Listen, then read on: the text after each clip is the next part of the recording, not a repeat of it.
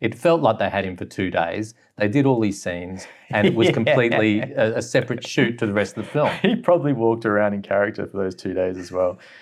Well, he said in the interview that he rocked up. The first they saw of him, he's in character. He's in full makeup. That's the case. And he just stayed that way for 2 days straight. Hi, welcome to That Reminds Me Of, a podcast about film and the films that remind us of that film. You're here with Baron and the Doc. Do we need another drink? Yes, we do. Yeah. Baron, my good filmic friend, how are you? Doc, I'm great. How are you? I'm very good. I've slept despite wondering if I would do so after Longlegs. For the last 2 weeks? Last 2 weeks I've slept like a baby. Amazing. So for those of you who are just tuning in, 2 weeks ago we saw Longlegs.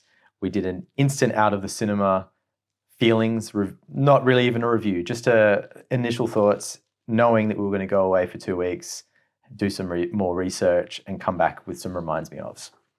And we're here now. So yeah, Longlegs by Oz Perkins. Can you tell me more about it? Tell the audience. Let me give you a synopsis, people. Longlegs, directed by Osgood Perkins, or Oz Perkins, is a horror thriller following FBI agent Lee Harker, played by Maika Monroe, as she investigates a series of disturbing family members. The cases are linked by a mysterious figure known only as Longlegs, who appears to be influencing the fathers to kill their entire families and themselves.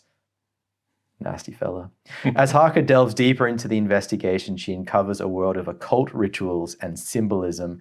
The killer, later revealed to be Longlegs, played by Nicolas Cage, is a chilling and enigmatic figure with a pale, unsettling appearance.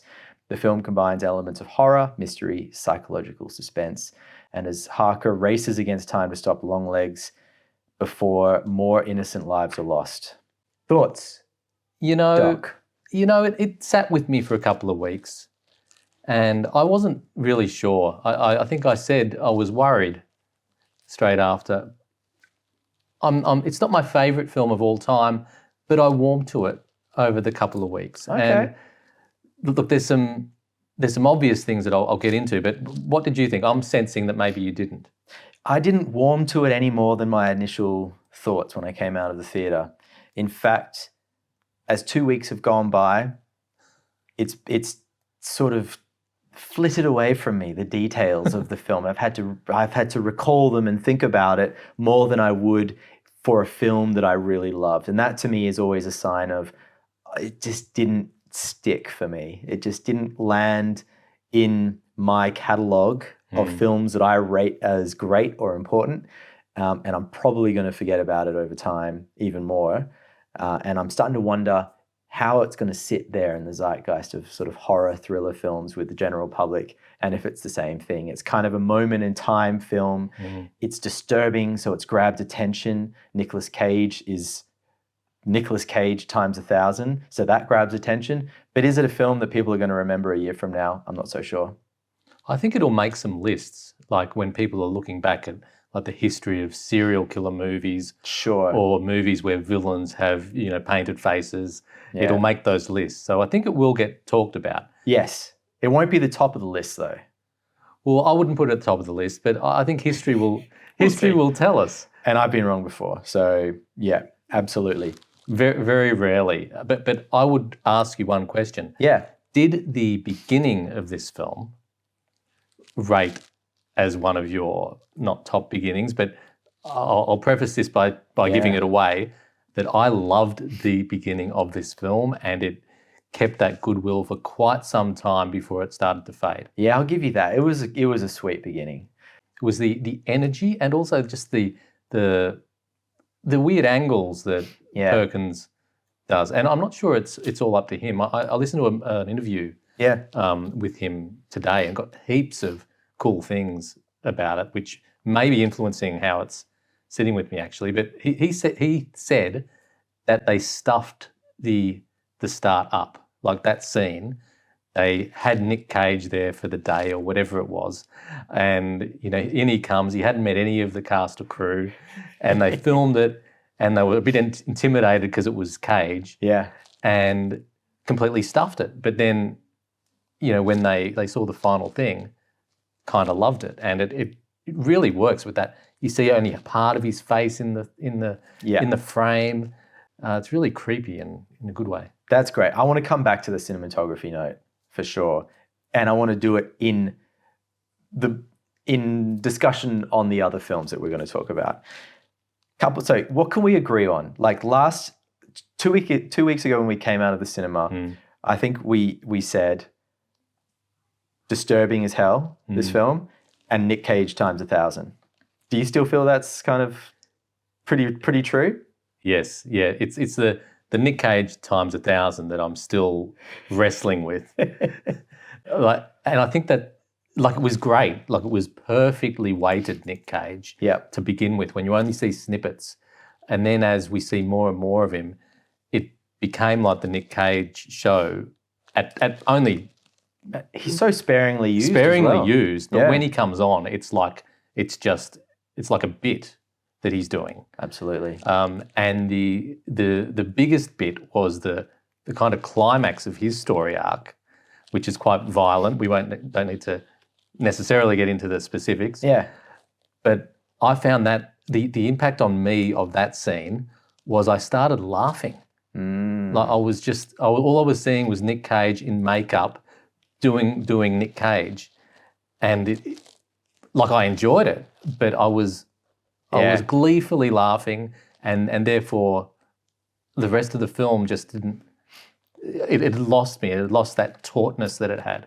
It's a loaded character, that one that he's playing. Yeah. There's a lot going on there, and so I can see how it can teeter on the ridiculous, and it does. It's about writing that line just perfectly, and I think for some audiences it does. It nails the line. It's just the right dose of Nick Cage. Some people are raving about him in this film, and for others, probably it's not working so well. Well, he kind of did nail it. Yeah, it was great. Yeah, it just didn't seem in keeping with the film somehow. It seemed to be inserted, and it felt like they had him for 2 days. They did all these scenes, and it was completely a separate shoot to the rest of the film. He probably walked around in character for those 2 days as well. Well, he said in the interview that he rocked up. The first they saw of him, he's in character. He's in full makeup. That's the case. And he just stayed that way for 2 days straight. Yeah. My God, that's great. Okay, so I think, yes, we're on the same page with a few of these points. Yeah. I think I've said this film, I don't know if I love it. Your final sort of verdict on it, how are you feeling about it? I've warmed to it. I like it. Yeah.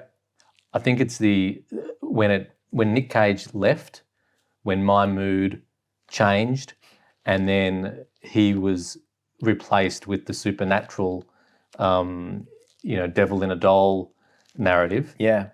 I just don't buy that type of thing unless it's done really, really well. I agree with that. Yeah, totally agree with that. Okay, so I think we've left enough clues here about what we think about the film and about what's contained within the film. We're probably going to have a much better discussion now talking about the films that we were reminded of. Are we starting with you or me? I think we're starting with you because if I've got you right, you're going to pick one of the more obvious ones. And if we just say off the bat that Are you saying that's because I pick obvious film references in general? Is that what you... No, you have a much vaster knowledge of film, and therefore you instinctively go to something that's a better reference. Love it. But before you do that, I think the one that we're going to miss out from here is The Silence of the Lambs. Yes. I think that's such an obvious reference, and Oz Perkins actually also said it was a reference. It's so obvious. It's so obvious that I think we both decided to pass on it. Yeah, we did. Yeah. And I think yours is the other obvious one, but it's so worth talking about. There were probably 3 really obvious films that everyone might think of when they're watching this. We've mentioned Silence of the Lambs. Another one that is obvious, but I think was really worth talking about because there's a lot of crossover of elements that we can kind of dissect, is Seven. So let me tell you about Seven. If you don't already know about Seven, the classic thriller from the 90s, directed by David Fincher, here is a quick synopsis. Seven, directed by David Fincher and written by Andrew Kevin Walker, follows detectives William Somerset, played by Morgan Freeman, and David Mills, played by Brad Pitt, as they investigate a series of grisly murders inspired by the 7 deadly sins. The seasoned Somerset and the impulsive Mills uncover crime scenes that each represent one of the sins. You know the 7 deadly sins. I'm not going to read them to you. As the investigation progresses, the enigmatic killer, John Doe, played by Kevin Spacey, unexpectedly surrenders and leads them to the 2 final victims.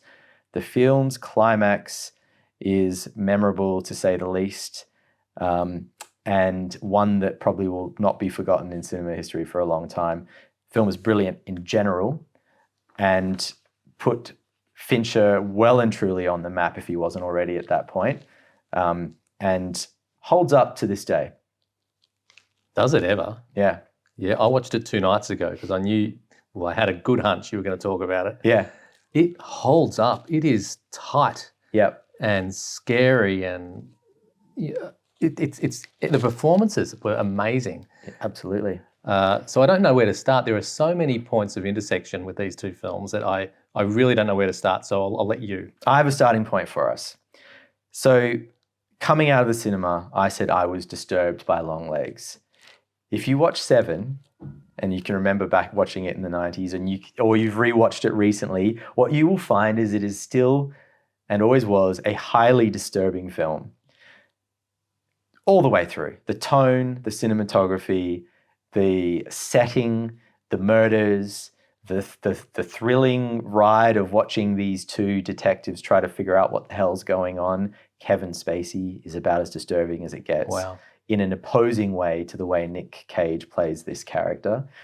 And yet, I think as a point of difference, I would say that Fincher handles the tone, the disturbing tone of the film so masterfully that when you put it next to Longlegs, I think you can only come away feeling that Longlegs is trying to do something similar and not quite getting it right.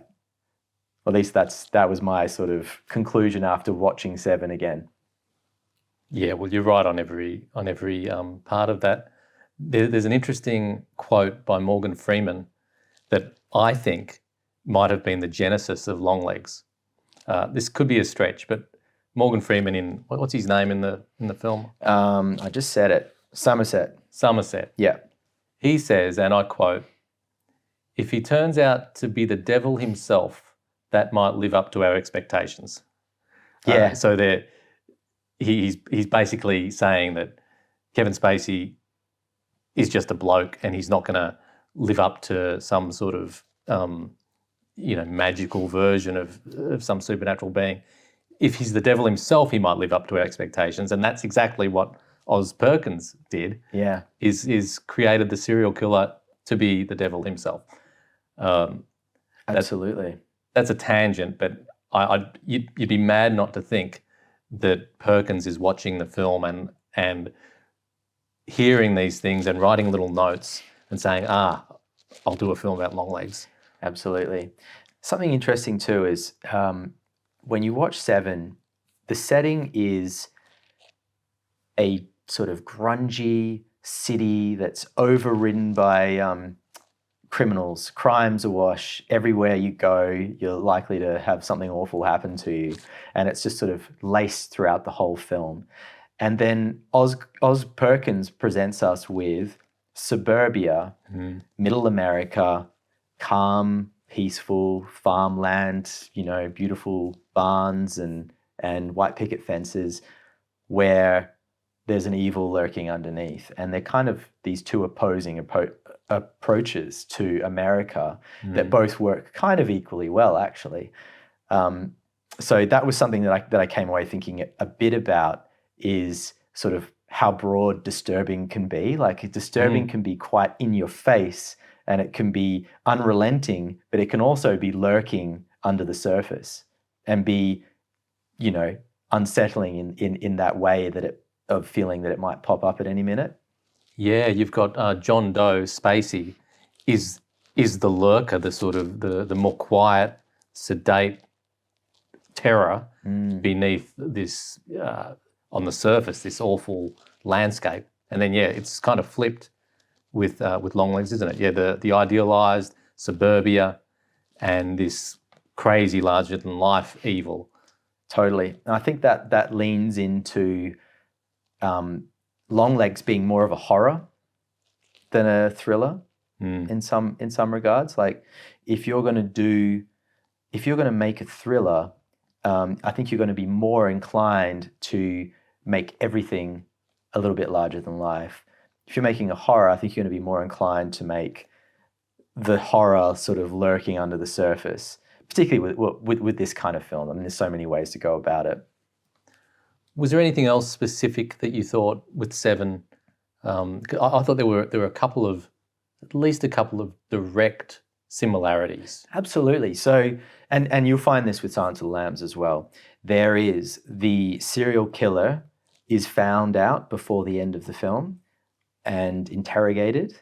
Not just found out and interrogated, the serial killer halfway through the film surrenders themselves. Correct. Well, in Longlegs he doesn't quite surrender, but it's a surrender, really. Yeah. Like you can see it. It's quite an important moment in the film, actually, because he's just going about his business. They don't make it long-winded. They go from basically a clue to his whereabouts to him walking to get the bus and the cop cars surrounding him. Yeah.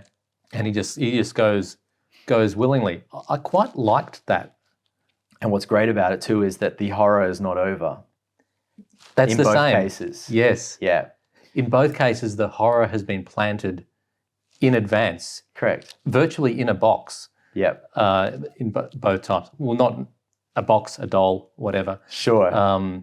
But it's been planned and it lives on after the suicides of both. That's a great point. One's a head in a box and one's a box in a head. That's true. Yeah. I'll also point out that the serial killer leaves notes, and there's this whole kind of linking to the devil and satanic things and the Bible and quoting scripture and so on and so forth to give it that extra kind of icky, disturbing feel that you get with these sorts of films. Yeah, I thought all that was a bit on the nose. Sure.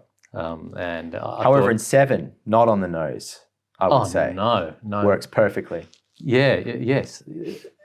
Just word perfect. The script, I can't give examples, but I had the subtitles on as well. So I was really focusing on the words and how tightly the script was edited, and only those words that were relevant were put in. It was really beautiful. I'd like to just read it one day.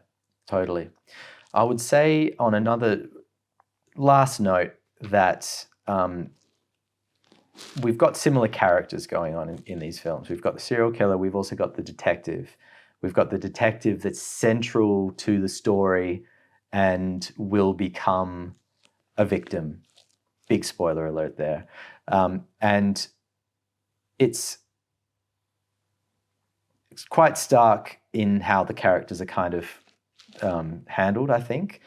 I just felt dialogue, performance across the board was so strong in Seven, and it's a bit patchy in Longlegs. You get moments that are great, and I will say that the lead actress in Longlegs, I'm sure we're going to see her around a lot. She's got a lot going for her, and she's great to look at. She's a great leading lady.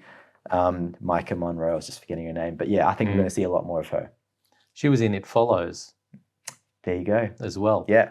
I don't want to get sidetracked off Seven, but I was finding her performance inconsistent initially with Longlegs, and like sometimes she seemed completely on the far end of the spectrum, that she really couldn't relate to people at all.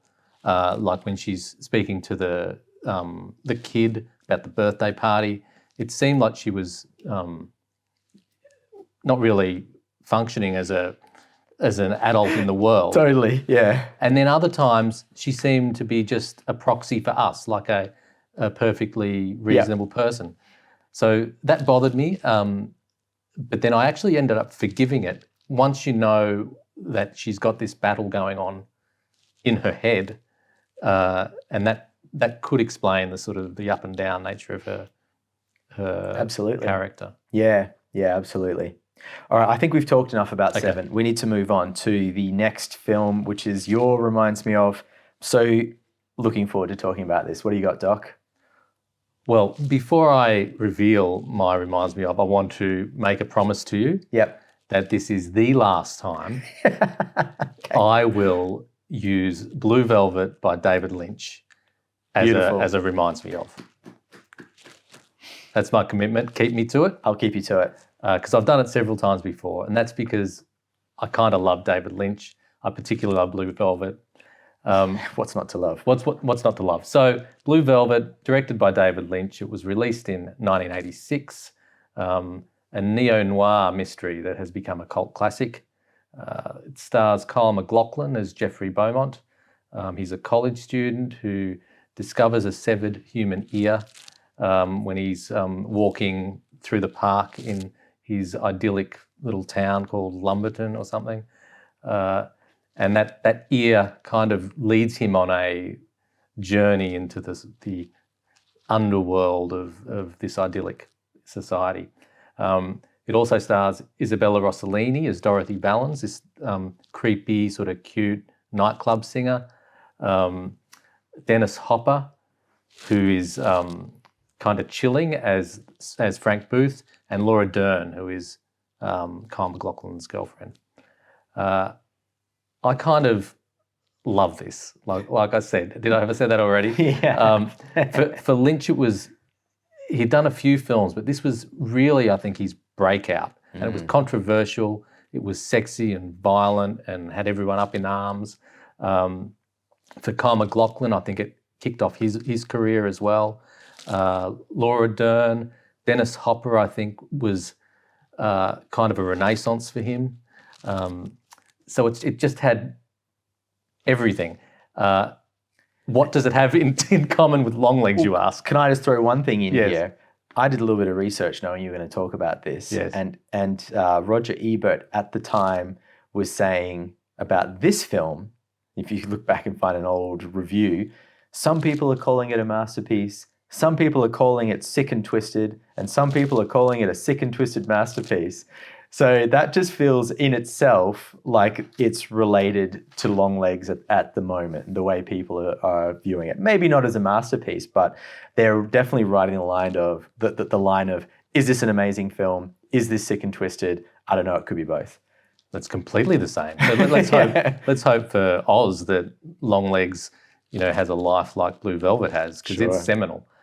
So what reminded me of Blue Velvet was, I guess, you sort of got me onto it when you said it's disturbing, rather than it being a horror movie. It's just a disturbing movie, or worse, that effect.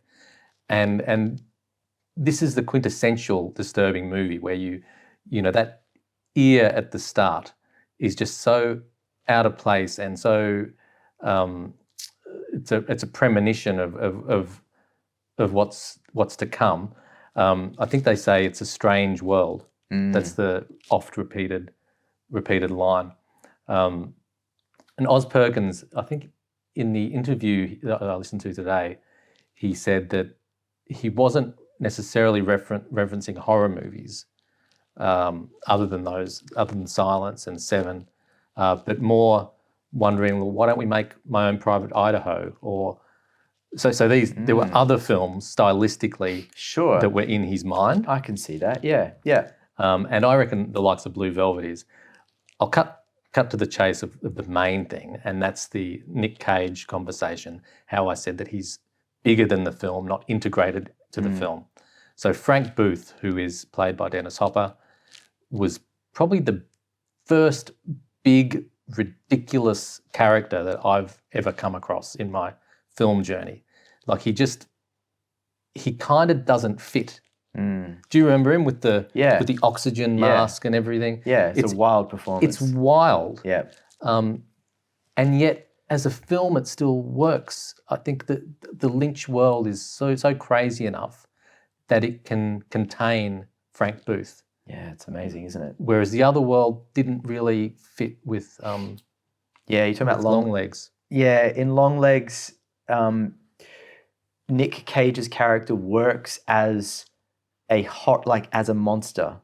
But once you get past the, ooh, that's creepy. Oh my God, what did I just see? Element of it, his character starts to fall apart a little bit. There's not a lot grounding that character. Yeah, and that's where we get into the kind of the duality of human nature, where in Blue Velvet you have Kyle MacLachlan.